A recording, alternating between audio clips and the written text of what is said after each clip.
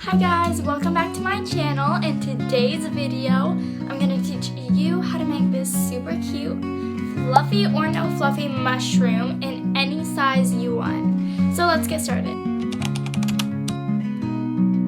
Alright, so the materials you're going to need is some cardboard or paper board to cut a pattern. You're going to need something to mark on cardboard and fabric. You're going to need a box cutter or scissors to cut cardboard. You're going to need a plate the size you want your mushroom cap to be. Mine's 10 by 10 inches. You're going to need something to cut fabric with. I'm using a rotary cutter and scissors today. You're going to need sewing pins or clips. You're going to need white fabric for the mushroom stem and the spots on the cap. And you're going to need another color fabric for the mushroom cap itself. I'm using faux fur, but you could use fleece or anything else. Alright, so the first step is you're going to take your plate and you're going to trace one copy of your plate onto your cardboard, and then you're going to cut it out.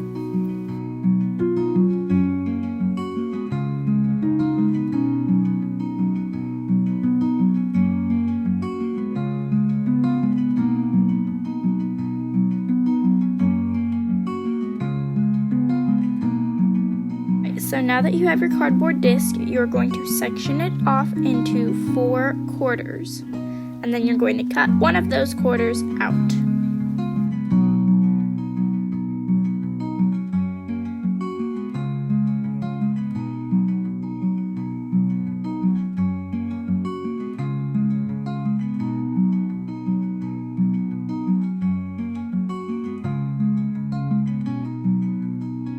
Okay, so the next thing you're going to want to do is cut your fabric, and it's a little bit tricky, but you want the faux fur going down, so when you stroke it, the faux fur should be going down towards the curved edge of your pattern piece.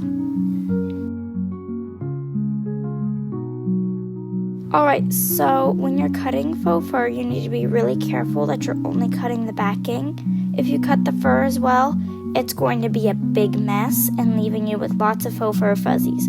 So try to only cut the backing and not all of the fur.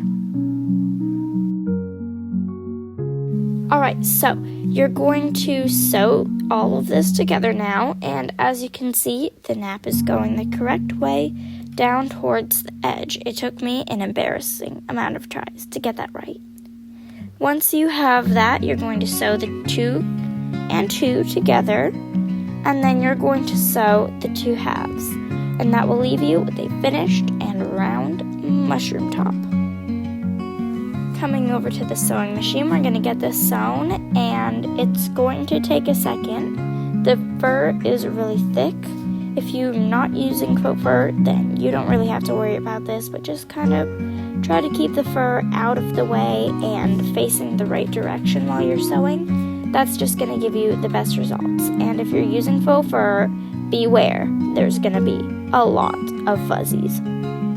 Okay, so now that you have your 2 pieces sewn together, you can kind of start to see how much fluff there is.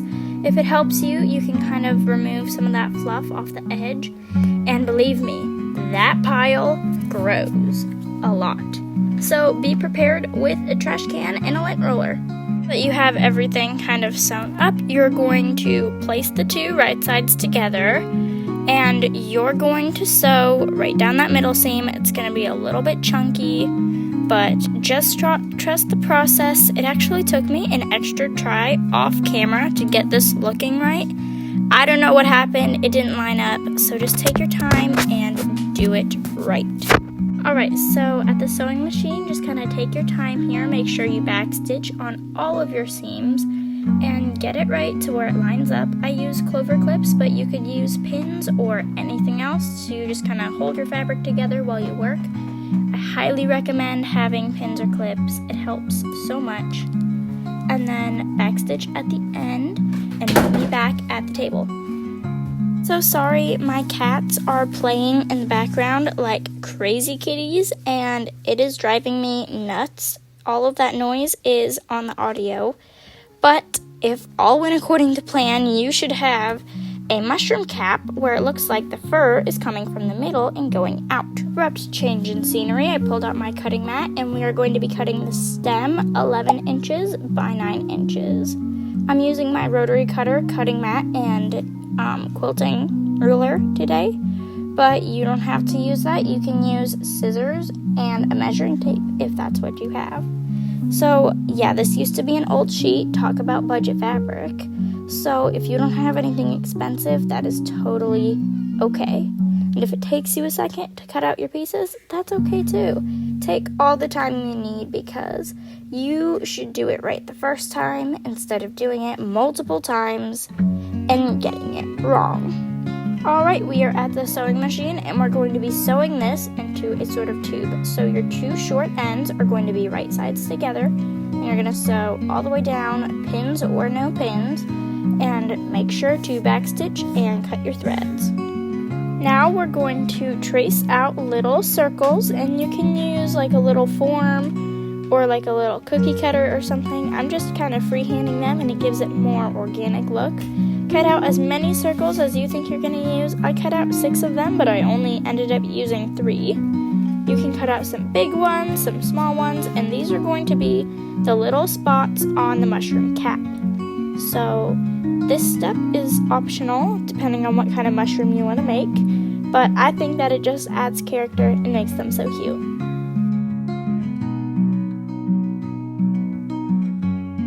Now, cut out your circles, and I would recommend using a smaller pair of scissors. That's what I did when I cut all the rest of them out.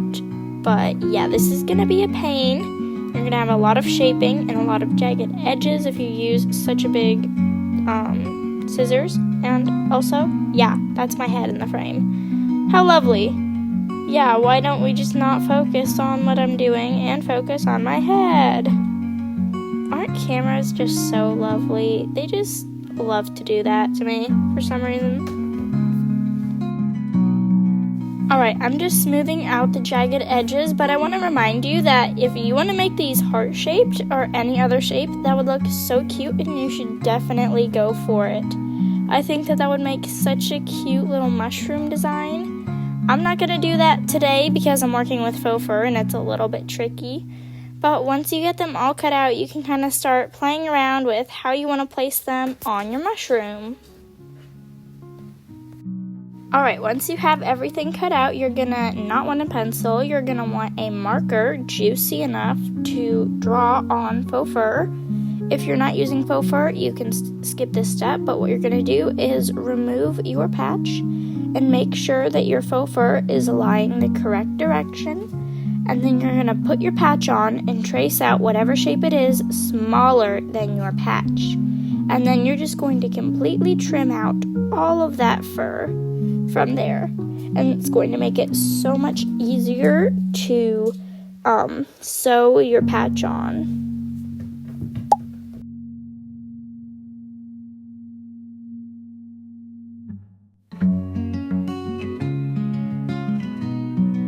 Now you're going to carefully cut out your faux fur, and you're going to want to cut it as close to the backing as you can without actually cutting off any of the backing. This spot is going to make it so much easier to sew on your patches, and it's going to make your patches look embedded into the mushroom, and it's going to make it look so much better.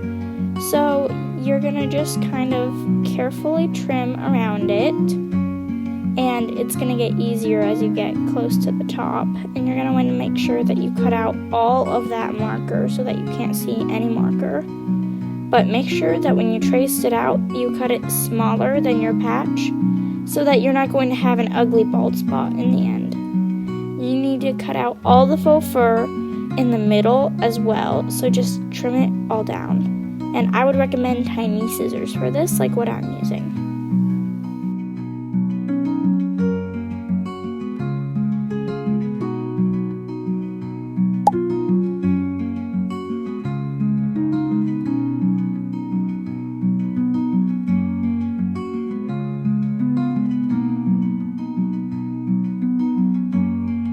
Okay, so now you're going to sew it on, and you're going to use a zigzag stitch and applique it. So you're going to zigzag right towards the edge, forward and back stitching, and you're going to go all the way around your mushroom cap, taking your time. Your mushroom spot should be placed on that little bald spot that you made, and it should be a lot easier to sew it on now.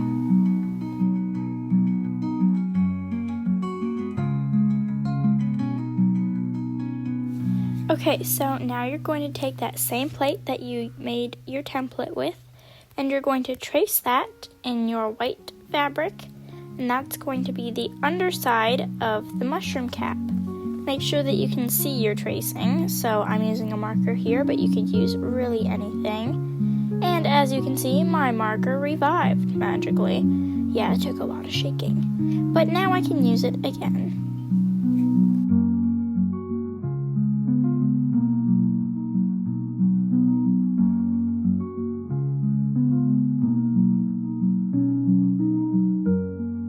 Okay, and now we're going to mark the center point and then mark 1.5 inches from either side. So take 3 inches and 1.5 inches will be right in the middle. And you're going to put 2 dots, a dot at the 3 inch and a dot at the 1 inch. And then you're going to repeat that several times until you have a little circle.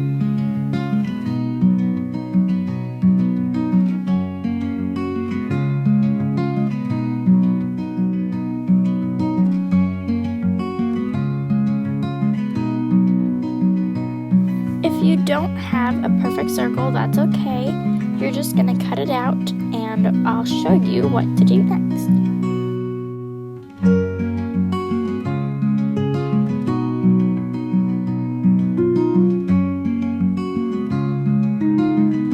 Okay, so now we're going to make that same circle again, just out of your normal white fabric, and that is going to be for the base bottom of the stem.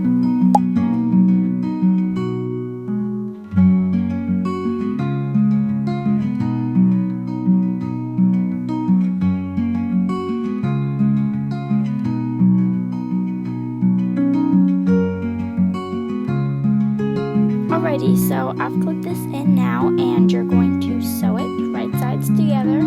I've just picked any end of my tube, it doesn't matter at all, and you're going to clip it in place. This is when I find that clips are more useful than pins. Sometimes pins just get in the way, but if you don't have any clips, you can survive with pins just fine. Sew all the way around and don't leave an opening.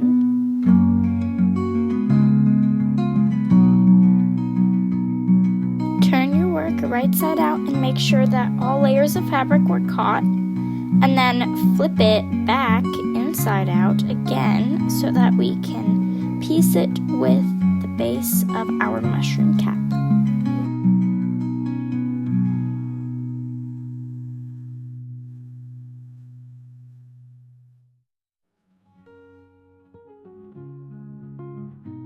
We're going to take our pieces right sides together and pin or clip them together, and then we're going to sew it. It's going to be a little bit tricky, but I believe in you. You can do this. You're going to sew using your normal seam allowance and do not leave an opening. Alright, we're here at the sewing machine. Sorry, the camera's shaking and my fingers are in the way, but I'm going to show you the seam. Once it's done, it's a little bit tricky to get everything to line up and a little bit confusing because we want all of our seams to be on the wrong side so that when we flip it right sides around, no ugly seams will be showing. So I will show you that when I get done sewing.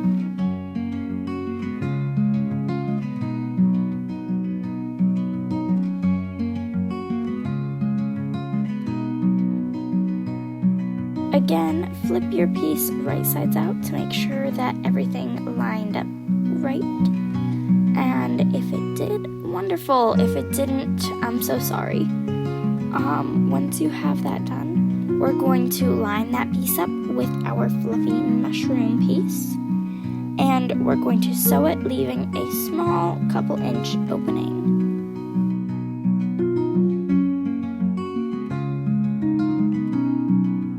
Okay, so take your time with this step, forward and back stitch. I'm using clips again, but pins are totally okay as well. Remember to leave that opening. If you don't, you will be stuck on a date with the seam ripper. And nobody likes the seam ripper. The seam ripper sucks. And if it helps you, trim all the fur that's sticking off the edge of the faux fur like I did. It helped a lot, and I will show you in the end what it will look like.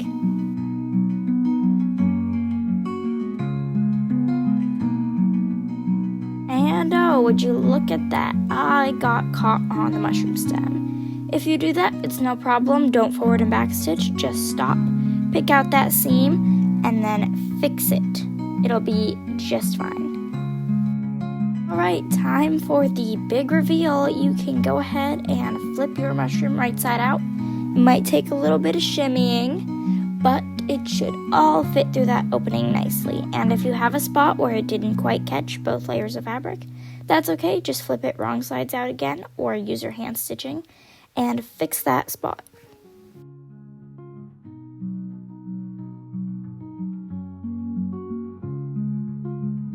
Alright, and what I'm doing here is just pulling out all of the extra faux fur from that seam so that it's all nice and shaggy and fluffy. This is optional. If you don't want that faux fur sticking out, then you don't have to do this. I just think it makes the mushroom look better. Time for the stuffing. Stuffing is one of my favorite parts, and it takes a lot of stuffing to fill up this mushroom. It takes way more than what I have right there, and that's a lot of stuffing. So you're going to start by stuffing the stem first, and stuffing might seem a little bit tedious, but for me, it's the best part, getting to see your project come to life. So once you get the stem stuffed, all you're going to do is stuff up the cap and then hand sew the opening.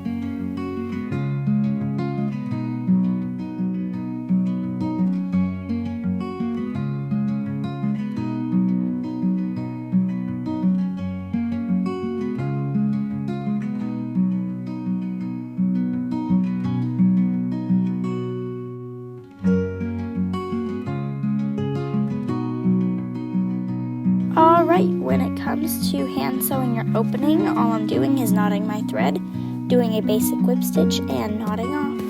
And then I'm going to hide my thread by inserting it into the plush, bringing it out somewhere else farther away from the opening, and cutting that thread off.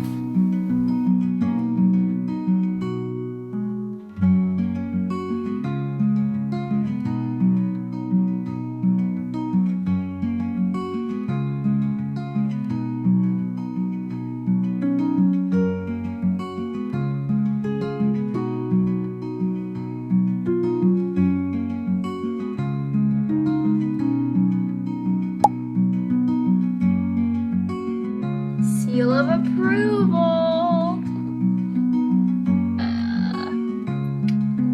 Well, at least Jax likes it. Good girl. What about you? Get out of your sister's fur. Do you like it? What about you, Mittens? Are you indifferent?